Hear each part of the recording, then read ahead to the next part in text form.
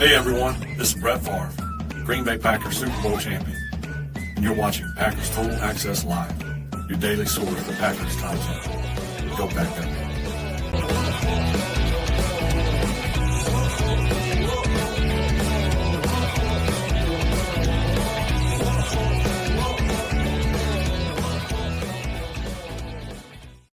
What's up, guys? Welcome into Good Morning Lambeau. My name is Clayton. You can check us out on Packernet.com. Find me on Twitter at Packers_access. Joined alongside Tim in Green Bay here to talk some Packers. We're going to recap or wrap up, I should say, Senior Week, the All-Star Week, all that good stuff, Senior Bowl Week, and get you guys some PFF grades from that game, see how PFF seen those individual players. We'll also dive into a little mock draft talk, as there's several other mocks that are coming out that we want to kind of look at and see if there's anything we're missing there in regards to extra information. So, Tim, how you doing, man? Good morning. Morning. Pretty much sums it up, right? We're good to go. Got some snow on the ground up here in Titletown, man. Yeah, I've seen that, man. Look like y'all got a little bit of a winter storm warning, right? It's all over the year, all over the bay. Yep. Just another February day in Wisconsin, you know. I'm sure it'll be 95 degrees next week or something crazy. So right, exactly. All right, we got a little bit of chatter in here, so a little trade conversation. Let's dive into that while we're getting kicked off here, getting woke up a little bit, man. So I see Rob's in the house here. Rob Westerman, good to see you, buddy. Says, good morning, crew. Food for thought. If you could attend one Packers game, non-Super Bowl, which game would you pick? I think he's talking about past games, right, Tim? it sounds like it, yeah, other than a Super Bowl. That's interesting. Other than a Super Bowl, one past game you could attend. For me, probably, I'm kind of an old soul, though. I think it'd be cool to go all the way back and watch a game their first championship year. What year would that have been, Tim? Was it 1920? What year was it? You got the banner. Let me just check the banners hanging up on the wall. Yeah, 29. 1929. Just to see what it was like to go to a ball game back then. You know, because I'm a history nerd like that. Just to see, feel the vibe, all that would be absolutely awesome. If it was one a little more modern, that comes to mind for me. Go ahead, I'll let you pick. I don't want to steal your thunder. What game comes to mind for you? Man, I almost want to pick one that I was actually at. My wife and I were at the non-catch, the Des Bryant game. That was an epic playoff game at Lambeau Field, and I wouldn't trade that memory for the world. But I think one that I haven't attended, I would steal from you. I would have been cool to see Aaron Rodgers' first start at Lambeau, like you did. I got to see his last one. You got to see his first one, so I'm gonna go with that one. I wish we'd have known each other back then. Maybe I'd have been at that game with you, brother. Yeah, that would have. Looking back on it, knowing the career that Aaron had, and he obviously would lead the Packers to a Super Bowl MVP, all that. You didn't have that vibe at that game, right? You didn't have that feeling like, oh, this dude's going to be great. There was a lot of, Brett's in New York. If this don't work out, Ted Thompson's getting canned, and we're in trouble, right? And then after that first throw, like I told you guys about, man, that bomb to Jennings down the seam, he caught in double coverage. And then from there on, it was just like, all right, this kid can ball. Yeah, that was a fun one. I think it would be, I guess what I'm trying to say, Tim, is it'd be even more enjoyable knowing how things ended, right, to go back and catch it. And like, this is the start of it. This is the beginning, right? But the other one for me is definitely the Ice Bowl. I think that would have been a cool one to try to survive with the folks there. You get your flask of Maker's Mark or whatever you need to keep the body temperature up, in those brutal times. But the Ice Bowl would be fun. Maybe Lombardi's first championship would be a cool one too, just because you could kind of see that whole dynasty kick off. That would have been awesome. So, yeah, there's a lot of them, man. I'll tell you one that's really fun. If it's on TV, I watch it all the time. Anytime it's on, is that Packers Seahawks. I want to say that was 2007. I could be wrong, where they had the Blizzard game there, where it just Ryan Grant. Al Harris. No. This is a different one. This was we're going to get the ball and score game. No, that's the one you were talking about. Wasn't that one. I'm talking about the one where they went down like 2 or 3 scores early because Ryan Grant fumbled a couple times. Oh, I remember. Yes. Then the snow, it's almost like the football god said, you know what, let's go ahead and give them a little help. Drop a little snow in there, and Ryan Grant just went off from that point forward. Yeah, so that would be at the top of the list for me too. That seemed like it'd be an enjoyable one. And I'm sure many of our listeners would say 96, right? The NFC Championship, 96 at Lambeau with the Carolina Panthers. That seems to be one of the favorite games that year. Let's go to the chat, see what everybody's saying in here. We'll get back to the trade conversation here in a second. Let's finish what we're doing here. Let's see here. Start in there for you. Yeah, let's go. Rob said the banners, legendary. Watching a game in that time would be amazing. Pretty much could walk on the sideline and watch from there. They had a rope, is what they said, just a rope over there at Hagemeister. I guess it was at Hagemeister. And again, it wasn't like there was a championship game back then. Typically, it was just whoever finished with the best record, they were the champion. But just to go to a game at Hagemeister Park, or I know they played at several different locations before they settled in at City Stadium too. But that may have been actually City Stadium by that point, to be honest with you. 1929. We'd have to do a little research on that. Let's see what else we got. Mrs. Green, if you ain't first, you're last, Ricky. You ain't first, you're last. Ricky Bobby ain't. Don't you put that on me, Ricky Bobby. He needs to know because he's always crying. Ron Sample said the 2025 NFC Championship game. I like it. I love that one right there. Let's go to the future. Yeah.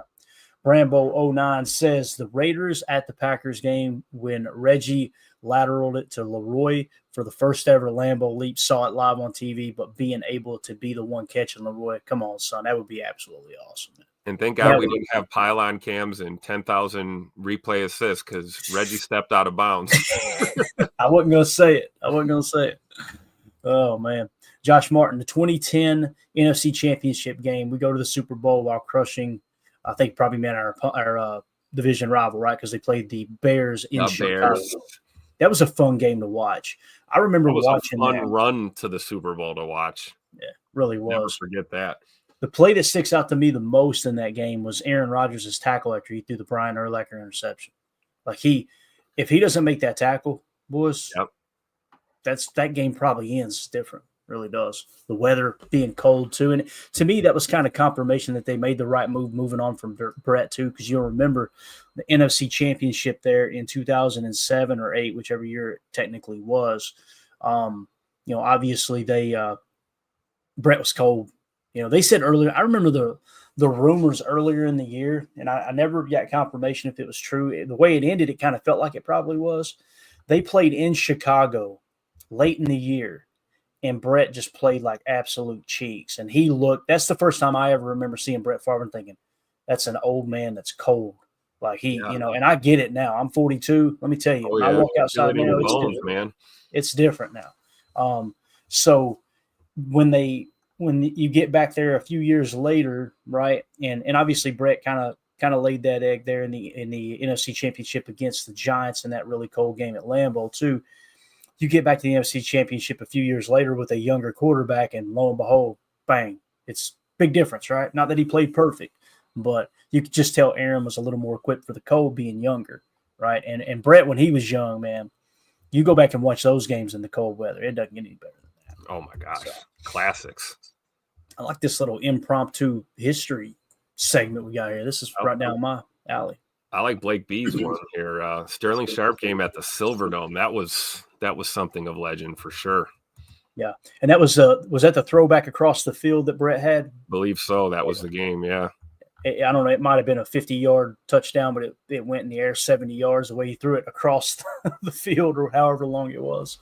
So he's got to be in the Hall of Fame, man. It's got to happen. Yeah, it's got to happen. I think it will eventually. I don't know if it's going to happen, sooner rather than later. I hope it does, but I'm with you, man. And again, I wasn't a fan. I wasn't a Packer fan back then, right? I was a young whippersnapper, and my brother was a Steelers fan, so we kind of watched the Steelers together.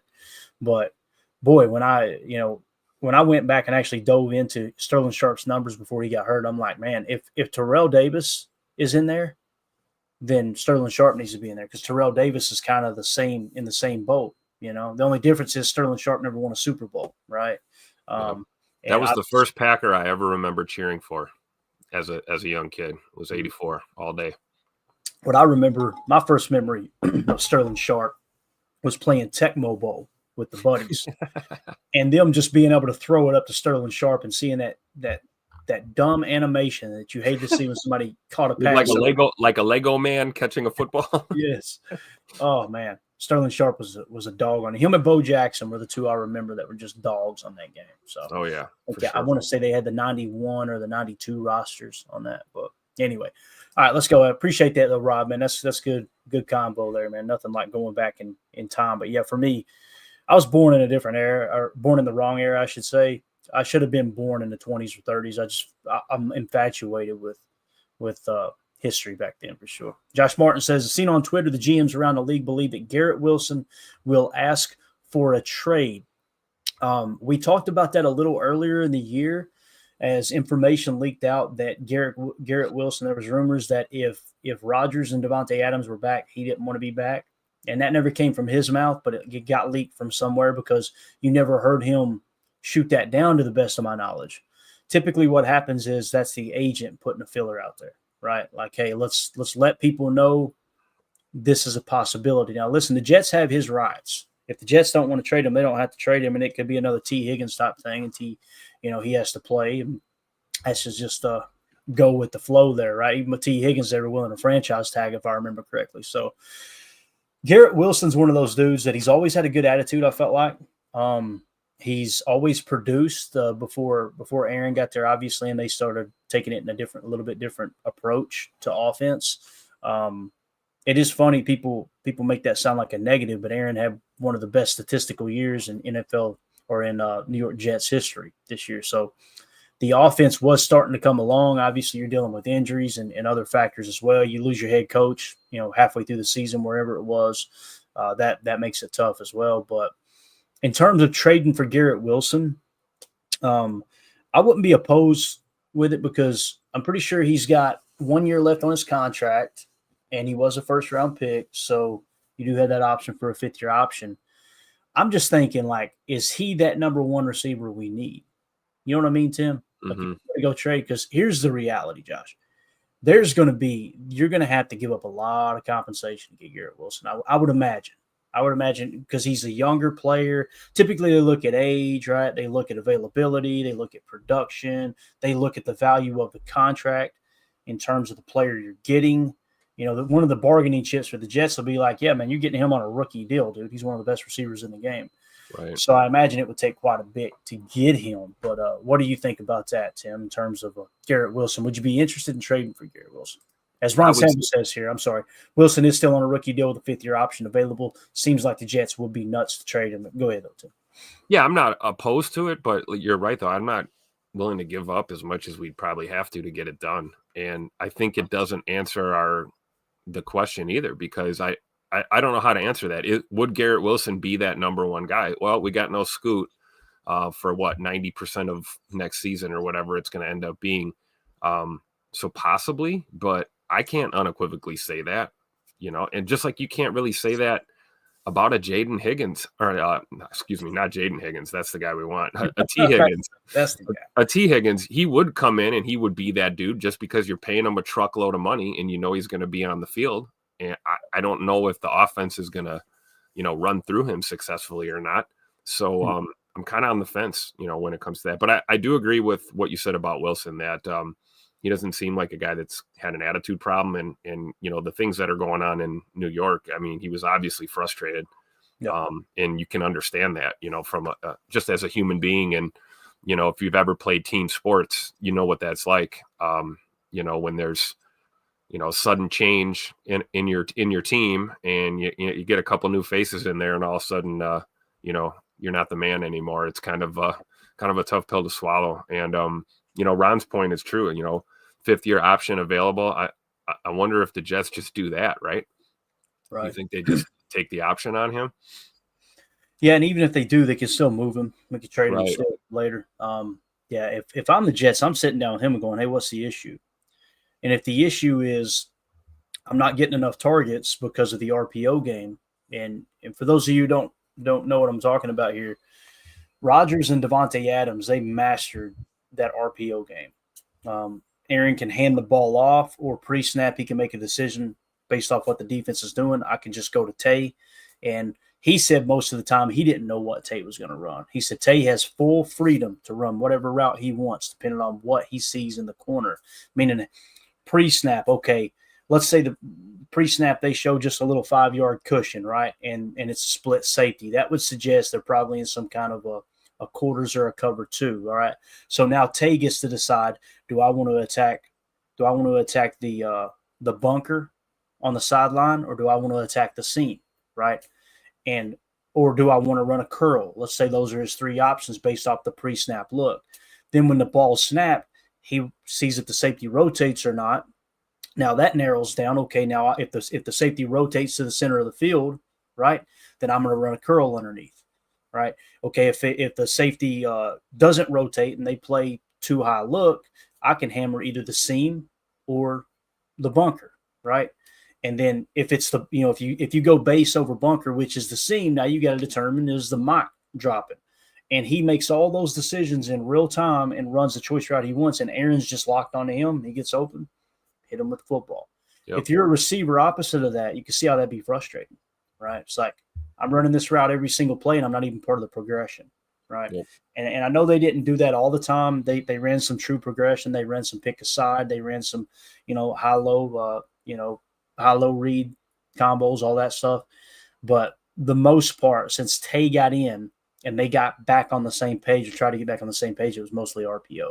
And it was effective in 21 and 22, or I'm sorry, in 20 and 21. It was very effective, but teams have caught on, So that's how, if you're winning to, Garrett Wilson probably feels a little bit better. But when you're losing and it's not working, that's frustrating. So I don't think Garrett Wilson's a bad person, like you were saying, Tim. I don't think he's a bad teammate. It's just frustrating situation to be in, It's so true about that RPO game, especially down in the red zone. That's a great point. I mean, that's why you see teams now starting to just pound the run when they get down in there, because, these defenses they're almost expecting it now.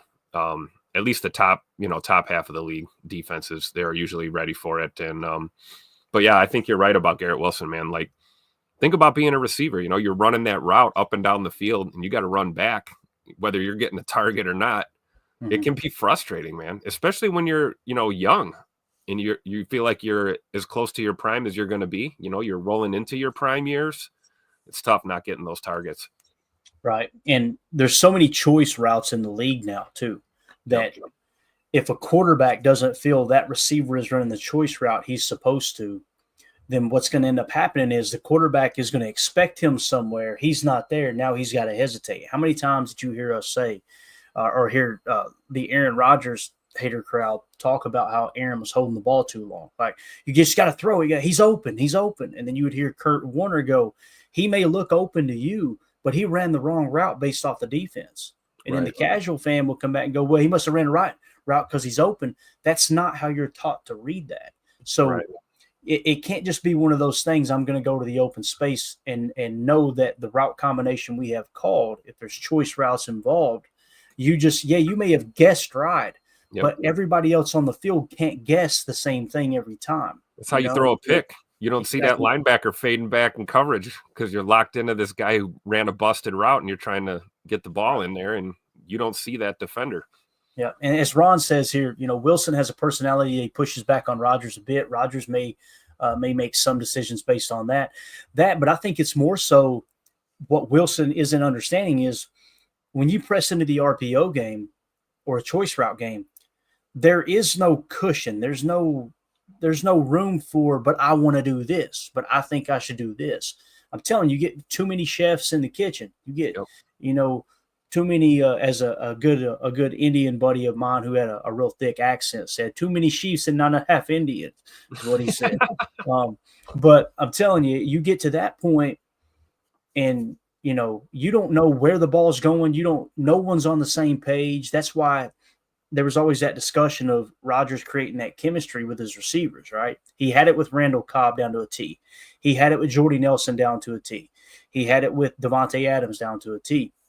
And anyone who didn't either grab on or invest the time into truly understanding what he was trying to accomplish, he wasn't going to risk throwing a pick because you ran the wrong route. Because chemistry is rooted in trust. He's got to trust you. All right. And again, if you don't like that style of ball, I completely understand. I'm not saying I'm a huge fan of it. All I'm saying is if that's the decision that the coaching staff makes that, hey, here's the offense we're running, everybody's got to be on board. All the way down to the offensive lineman, because the offensive linemen have got to know with a specific look, I can't be too aggressive run blocking on this RPO or else they're going to get me with the illegal man downfield or ineligible downfield, right? Yep. There's just a lot of things that come into play there. And it's easy to just go, man, Aaron Rodgers is an a-hole. And it's like behind the scenes, he's trying to work this perfect masterpiece, right? And there's one or two things that are barely off. And listen, sometimes it was him too. Yep. I would love to know how many times he threw his head back and was frustrated and people blamed him for being a bad teammate and he was frustrated himself. Yep. Maybe reading it wrong. Now, he could have helped himself, Tim, by saying that in the media more. But we know Aaron doesn't give a damn what the media or anybody else thinks. He's not going to cater to anybody. He's not going to say it. He probably would have said it, but he heard people say Aaron needs to take more blame. He's like, well, I ain't going to now. That's just Aaron. Right? So, but his teammates should know behind the scenes, for sure. If you got that good working, working friendship or whatever. But Zacchaeus Earls in the chat says, choose 2 players for the Packers to pick up during this offseason. All right, so we can only pick 2 on this list, Tim. You ready for this? We're going to go Max Crosby, Khalil Mack, Asante Samuel Jr., Devontae Adams, or another. He said, me personally, I like Asante Samuel Jr. a lot, and also Khalil. So he's going Khalil and Asante Samuel Jr. Tim, who would your 2? You got to pick 2 out of that list right there. Who would your 2? A really good question because in theory, it's not out of the realm of possibility that the Packers could afford 2 of these guys. Mm-hmm. They could realistically make it happen. So I'm gonna go Khalil Mack and Tay for my. Yeah, it's a good question. That's a great question, guys. The thing about Asante Samuel Jr. too, if I remember, he was a player that played pretty well, and then he had a fall off last year. I want to say there were some injuries involved in the last couple of years. I could be wrong. If you get the player that everybody thought he was coming in the draft, you might get a top 3 corner, right? And you couple him with Jeff Hafley, look out, right? That you got to think of the coaching player combo there and how they may play off of each other and improve that player from what you've seen recently. For me though, it's probably it's Khalil Mack. Give me Khalil Mack for a year or 2, and probably Devontae Adams too, Tim. To be honest with you, nice.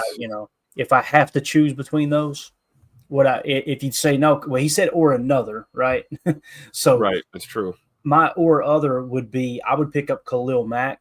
And then I would go try to sign Chris Godwin on a 3-year deal. A 3-year deal that's really a 2-year deal. That would kind of give you an extra target there. I kind of see Chris Godwin and Garrett Wilson in the same tier, right? And people say, well, Clayton, Garrett Wilson's much younger. He is, but you're going to have to give up draft capital. Chris Godwin, free agent. I know he's older, but he's 28 years old. The ankle is fully healthy. You're good to go there. There's no worries there. He's produced. We showed it the other day, the PFF grades. He's just been a star. You want to add veterans, right? We talked about peppering in some veterans, and the best way to do that is 3-year deals that are 2-year deals or 2-year deals that are really 1-year deals. I don't care if you have to go back to the drawing board after each season. When you get guys that are towards those middle to later stages of their career, if you can get them to go on a run, and you don't have to commit long term, and you're not, mortgaging your future on a bunch of old dogs. I think it's a great approach, and those suggestions really kind of cover that. The K Mac and Tay Adams. You're getting some vets in there. You're non-committal long term. You could probably get a couple years out of them. Same is true for Chris Godwin. We start looking at Max Crosby. That's a guy that's going to probably want more than 2 years or something, 1 to 3 year range. He's going to want to probably, if he doesn't, I don't think he wants to leave Vegas, honestly. And if he did, he'd probably be looking for, something a little bit longer term. Yeah, I could see that too. All right, so here's the wide receiver grades. Let's see if we can find Chris. There's Chris Godwin right here at 86.3 last year. Now, keep in mind 397 snaps because he dislocated that ankle in that freak tackle. But let's see where Garrett Wilson is on this list, and we want to do him justice and look at his entire career. So he finished 22nd with a 78.9. Not a bad year, right? 696 snaps is what he played. I'd love to see his targets too. I think he did finish with what is this right here? It doesn't. Oh, that's offensive snaps. Okay, yeah. So Garrett Wilson played over 1,000 snaps, right? Let's see if it'll pull up his. Here we go. This is what we're looking for right here, boys. Get ready to go. So in 2024, he had a 78.9. In 2023, he was a 72.9. And then 2022, he was an 82.7. So you're seeing a little up and down there, right? His first year with Aaron, it's easy to go, yeah, well, that was with Aaron Rodgers. He dropped. Aaron only played, 3 snaps before his Achilles. So you got to throw that out the window. And then it becomes who was their backup quarterback? He was trash. Okay, how many excuses we're going to make? It's when Aaron's on the field, it's not working. When Aaron's off the field, it didn't work, Again, I'm not saying Garrett Wilson's a bad player. Don't get me wrong. He's a top 10 pick. You can only catch him. He can't throw him to himself and catch the ball, Yeah. What about Godwin? What is he looking like? Chris Godwin, let's see here, the 10th overall wide receiver. His grades over the years, starting in 2017, 81, 80, 90, 76, 81, 75, 77, 88, or 86, I think that is there. 86.3.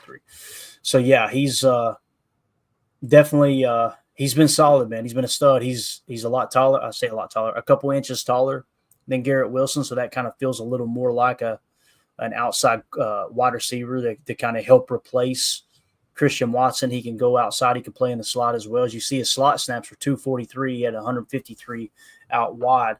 He's 6'1", 208. Coming out of college, he had 4.4 speed. He was a third-round pick. The thing that sticks out to me about Chris Godwin, too, hell of a teammate. You never hear anything negative about him. He was the best guy around. Perfect drop. So I want to say his drop rate is really good too. Like he's got sure hands, and we know that was an issue for us last year as well. So that's why Chris Godwin of the free agent list kind of grabs my attention the most. He's not going to be a locker room issue. He's going to be a guy that's probably going to lead both by example and probably vocally too. Right. And kind of in that, it's almost crazy to think he's only 28. You almost think he's been around a lot longer than he has been. Yeah. Now, here's the name that gets tossed around a lot in free agency, T. Higgins, right? Starting in 2020, a 75, 83, 78, 72, then an 88 last year, 6th highest graded receiver last year. He's 6'4", 219. Good football player, man. Damn good football player. Had a great year last year, no doubt about it. It's just, do you want to pay that, $35 million per or whatever it's going to end up being? Don't put that name in my mouth right there. And I think Chris Godwin's going to get paid good money. I just don't think it's going to be near at the level as a T. Higgins, right? Yep. So yeah, there's a couple of players there. I want to say if there was someone else, who was the other guy that was getting thrown around, wide receiver for Seattle, DK Metcalf. They were talking about some trade rumors there. There's Jackson Smith and Jigba. Let's see where DK is. He ain't on the first page. That's interesting. Uh-oh. That's very, very interesting. Let's see. There's Romeo Dobbs. Did DK? I had to have passed him up. He can't be graded less than Romeo Dobbs, right? Let's see here. Seattle. We're looking for Seattle, right? There's Jackson Smith and Jigba. Got to be overlooking him here. There we go. DK Metcalf, 74.3. So DK and his scores, 73. Has he already been in the league that many years, Tim? Holy cow. It was like it was yesterday he was in the draft. Yeah. That's wild. So, yeah, 73, 82, 80, 77, 80, 74. He's 6'3", 229. You guys know he's a physical specimen. Played out wide, 716 snaps, was in the slot, 108. Get a little bit of versatility there. The big thing with DK is kind of in the same boat as Garrett Wilson. You're going to have to give up some draft capital to get him, right? And I'm not opposed to that. If you can give up a third-round pick for somebody and get a number one receiver, that's a heck of a trade. I just have a hard time believing they're gonna go with that trade that easily, Right. So we'll see. I would agree. It would all come down to precedent, and I don't really want to take the time to look at all the wide receiver trades over the years and see exactly how much draft capital they got. The market would suggest there's a premium on receivers right now because it's through the roof when you look at the salary cap from that standpoint. So, Josh Martin says, please no T. Higgins. Amen, Josh. Yeah, I'm okay with anybody for the right price. But the reason I tend to agree with Josh and Tim here is because it sounds like he's going to break the bank. Yep. He really does. So, and he's not going to bring you that veteran leadership you're looking to get too out of somebody like this. You're talking about adding that element to our staff. Yeah, that can be tough, man. It can. And then when you I could be wrong, I just don't see him as that guy. Right. I mean, when you're talking about him potentially being the highest paid receiver in the league, let me ask you if you would take T. Higgins over these guys. Would you take T. Higgins over Puka Nacua? No. Nico Collins? No. Mike Evans? Hell no. A.J. Brown? Nope. Amon-Ra St. Brown? Maybe. I don't like him. I would not. Tim, I think for Tim it's because he hates the Lions, but that's okay. Drake London. I would probably take T over Drake. I could see that. Maybe. I don't know, kind of the same person, right? Yeah. The same player, 6'4". Same player, yeah, not same person. Yeah, he's younger than T, 87.8. His grades have been solid too, man. 83, 78, 87. I don't know. It's close. I'll just put it that way. I think I would probably take Drake London over T. Higgins because of the age factor, and there's probably some more upside there now. Malik Neighbors, no. Nope. Justin not saying anything bad about Malik Neighbors. Shavink might be listening. Justin Jefferson, Tim, how about him? Would you take? No, I'd take Jefferson over Higgins for sure. Chris Godwin, I'm the poster child for Chris Godwin in free agency this year. There's a conversation to be had there. I tend to lean toward Chris Godwin because of the money. If it was the same amount of money, I might go T. Higgins. Yep. But Jamar Chase, no. Josh Downs, yeah, I would take T. Higgins over Josh Downs. Lad McConkey, I don't know. Lad had a pretty good year, 84.3. Jawan Jennings out of San Francisco. Now you're getting into the names where you go, yeah, I'd probably take T. Higgins over him. Sure. Chris Olave, probably. Zay Flowers, yeah. Terry McLaurin, maybe. Mm-hmm. Brian Thomas Jr., I'd probably take Brian Thomas Jr. over T. Higgins. The reason I'm doing this, guys, Jackson Smith and Jigba, Jackson Smith and Jigba was more of a slot, so I'd probably take T. Higgins based off our situation. Right. You see in the top 20, Tim, there's like 3 receivers that I would take T. Higgins over.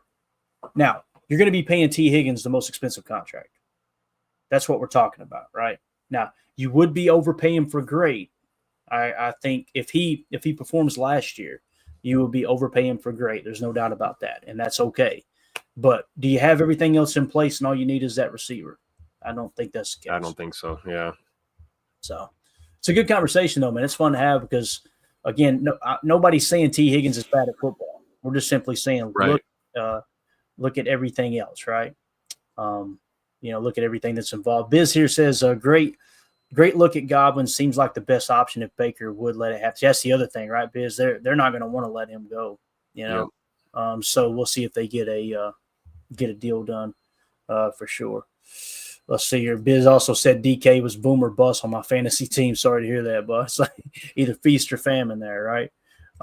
Prince in the chat. I think with free agent wide receivers, we should be looking in the 10 to 20 ranked area. The top 10 are expensive and a lot older.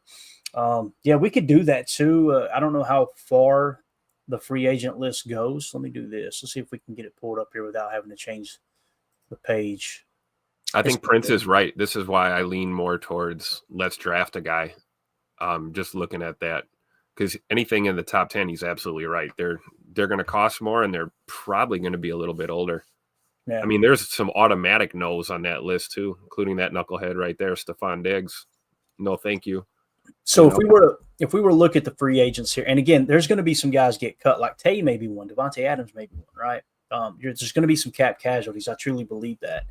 So going off of his kind of comment here, Prince's comment, we're going to focus on younger guys, right, instead of the older dudes. So let's say anybody. Let's start with under 30 outside of that top realm here, okay? The first one is Marquise Hollywood Brown. 2 years, $9 million is what they're saying. To me, that's not an upgrade. That's not a true number one receiver, right? Darius Slayton, for me, it's a no. Had a 59 last year. The year before, 67, 66. That's kind of he would be kind of the equivalent to what we already have on the team in terms of receivers that are not named Jaden Reed, right?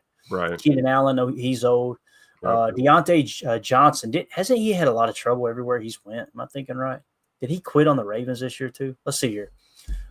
Johnson has been on 4. Yep, here we go. Yeah, no. Johnson no has been on 4 rosters dating back to last offseason. Let's just move it along. If everywhere you go it smells like crap, you're gonna have to check your boot there, bub. Yep. And then the last one here is Mike Williams, who the Jets, pretty much cut bait from because he and Rodgers. You guys remember the interception that ended the game there where Mike Williams ran the wrong choice? Yeah. And they called it out on the broadcast. Everybody knew that. Yep, he ran the wrong route there. And people go, well, how do you know it's the wrong route? How do you know Aaron wasn't right? If everyone else is saying Aaron read it right, there's an open space where Aaron wants to throw the football, and then he has to throw it where Mike is. That's the perfect example of a bad choice route that the quarterback decided there. Aaron would have tucked that thing down and tried to find somebody else. So, so Mike Williams on a decline. So, Prince, I got to say, man, who do you have in mind there? Is there anybody specifically? Because when I look at that list, I don't know, Tim, do you disagree, man? Is there anyone there that you go, hey, go get him? Not really. And when I look at the whole list, I mean, yeah, you're right. It's like all signs point to Godwin if you're going to go after any of these guys. It's these two right here, right? T. Higgins and Chris Godwin are the two. But see, the money is what just turns me off of Higgins. I feel like but again, we have the Tampa Bay factor too. They can just sign him and keep him around, and he's off the board. And then we're looking at, T. Higgins is probably your best bet, but then you're gonna have to fork over 25 to 30 million to get him. And by the way, we have other guys that need to get paid. Right. Yeah. I think about Zach Tom, and I think about we've got guys coming off of rookie contracts too here, in the very near future. So I just don't know if we dump all that money into a T. Higgins. Right. Now I'm with you, man. And here's the thing: go get a T. Higgins. Then go find that dude. Right in the draft. Yeah, he was drafted. He was drafted. Yeah, exactly. He was drafted in the 2nd round. Tim. T. Higgins was. Chris Godwin was drafted in the 3rd round. Amari Cooper, he was the 4th overall selection. So I always liked Amari Cooper. I don't know what happened with him, man. I think he's just. I think age fall off is real, right? Or father time catching up to him, or I think the age is catching up to him. He's declined every year, and they said that he is a kind of a quiet person, very introverted, but a great teammate. Just does what he's supposed to do. That type of dude. Stephon Diggs, he was drafted in the 5th round. You see, you're seeing a theme here, right? Yeah, I'm seeing a theme right there with Diggs too. He hasn't played good ball since 2022. Yeah, I mean that's what last time he was elite for sure. Yeah, he was hovering around the 21. That's spot. a good point. I shouldn't say not good ball. He wasn't elite, since 2022. And listen, that's what the teams have been expecting from him too. The way they traded for him and everything. Yep. He tends to piss everybody off everywhere he goes, but that's a story for a different day. DeAndre Hopkins was a former 1st-round pick, albeit back in 2013.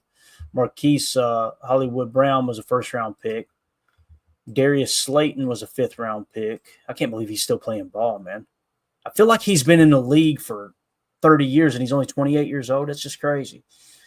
Keenan Allen was a 3rd-round pick. You're seeing, man, most of these guys, 3rd-round pick, Deontay Johnson, Mike Williams was a 1st-round pick. So you're probably got well over half of these players, more than half of these players, wide receiver free agents that are kind of at the top of the market that are outside of the 1st round. So why not go find that next player? And you go, well, Clayton, can the Packers do that? I think they can. They found Jaden Reed. That's your leading receiver. He was in the 2nd round. Yep. What if you pull the trigger on another wide receiver in the 2nd round this year and you get the next Jordy Nelson, you get the next Greg Jennings, you get the next, Devontae Adams, right? That's how you find them. There's just no precedent for going into free agency, overpaying and getting these players. That's why I'm so hesitant on Chris Godwin, and I like Chris Godwin more than I do T. Higgins. Yep. But yeah, like Randy said here too, if there is some truth to this, and I'm glad I'm not the only one that feels like there is some truth to this. Randy Cleaver says not only the money, but I think Higgins is an attitude problem. And like with Chris Godwin, you don't have that. You don't. You're talking less money, just as good a production, actually more consistent production over the years, a little bit older. and no attitude problem, right? Same thing with Amari Cooper there in terms of the attitude problem. He's obviously on the decline. So, Right. yeah, I'm glad I'm not the only one that feels that way, Randy, because it just feels like he's every offseason the last 2 or 3 years, it's been something about T. Higgins, So, Yeah, even with the decline in the age, I'd rather have Amari Cooper over Higgins at this point, honestly. yeah. Definitely over Stephon Diggs. Because like you said, we've been trying for a while to kind of get that toxicity out of that locker room, and we don't want another me guy coming into the fold. Right, exactly. All right, so there you go.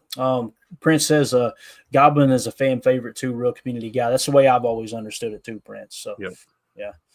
All right, let's see. We've actually got a question here in the chat that I'm going to hit real quick. Tim, if you want to read this, I'll get our draft board pulled up. We'll answer this question. We'll get out of here, man.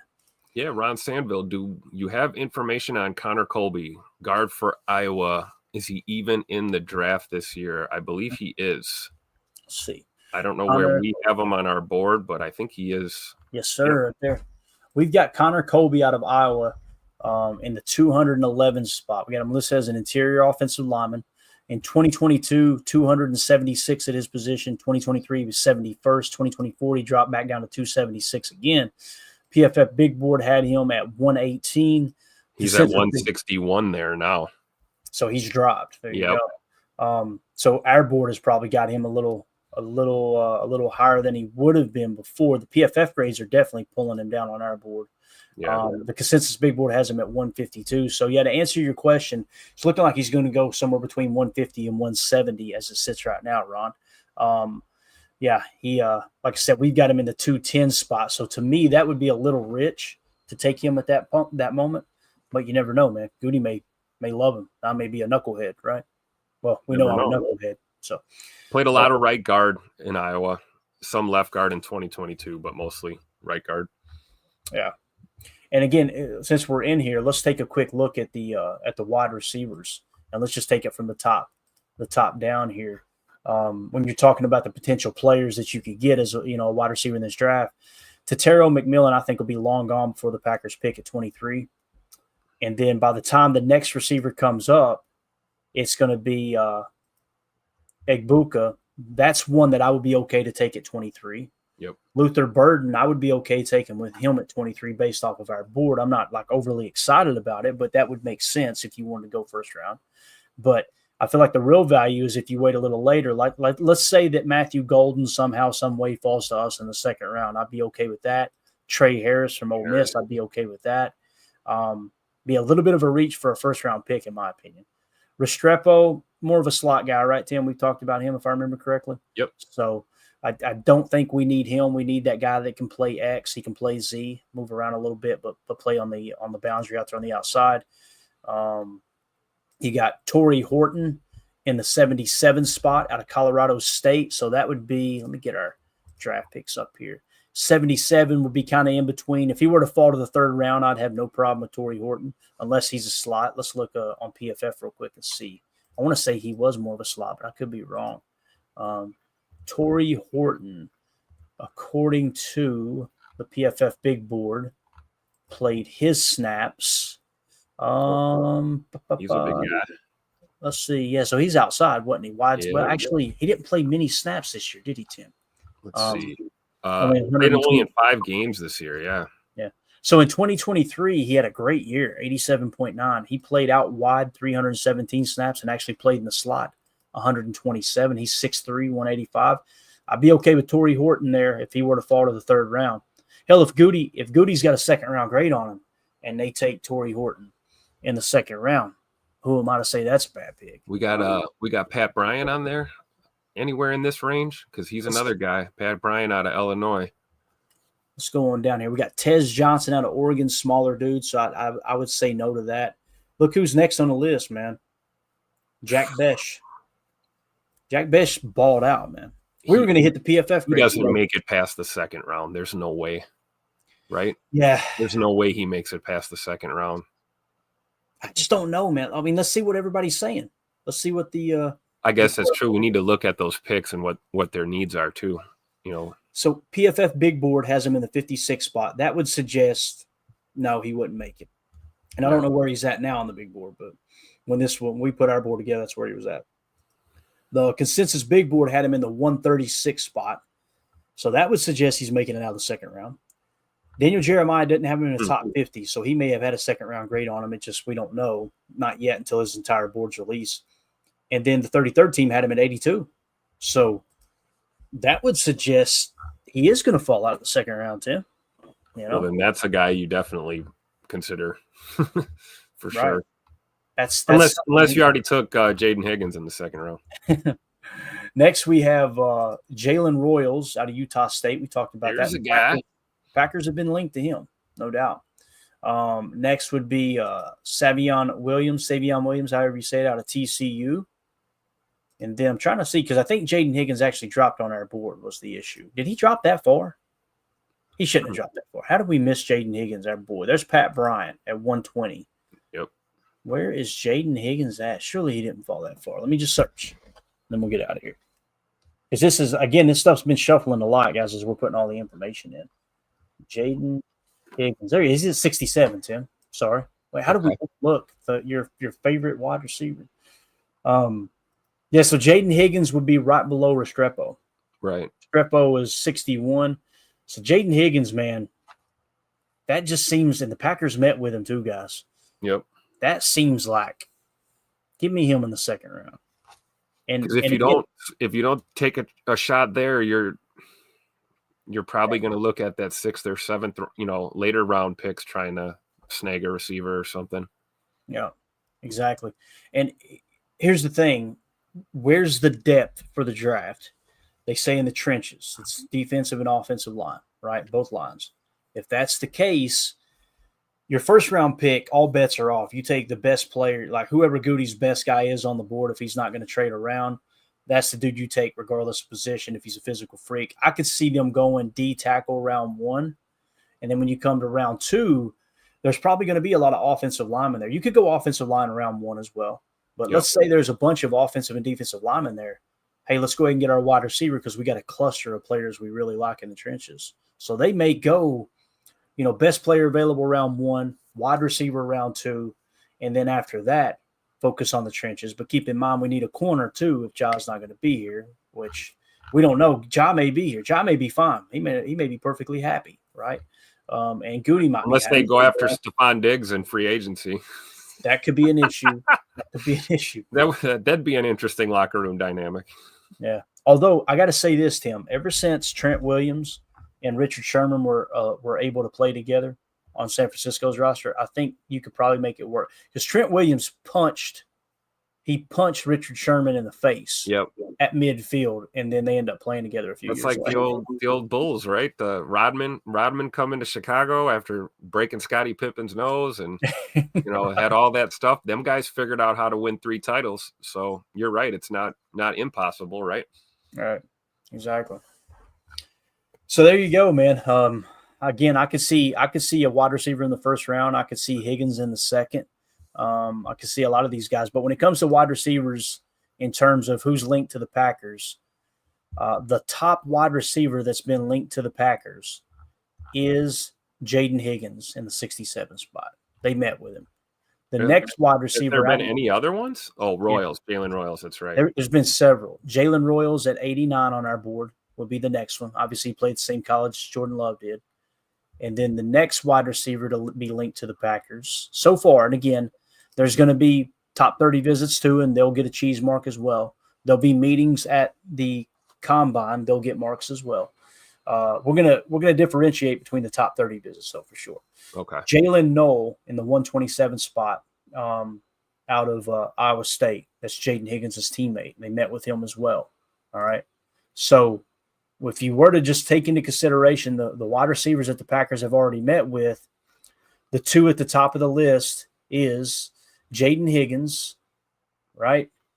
If I can find him again here. Jaden Higgins in the 67 spot, and then Jalen Royals in the 89 spot.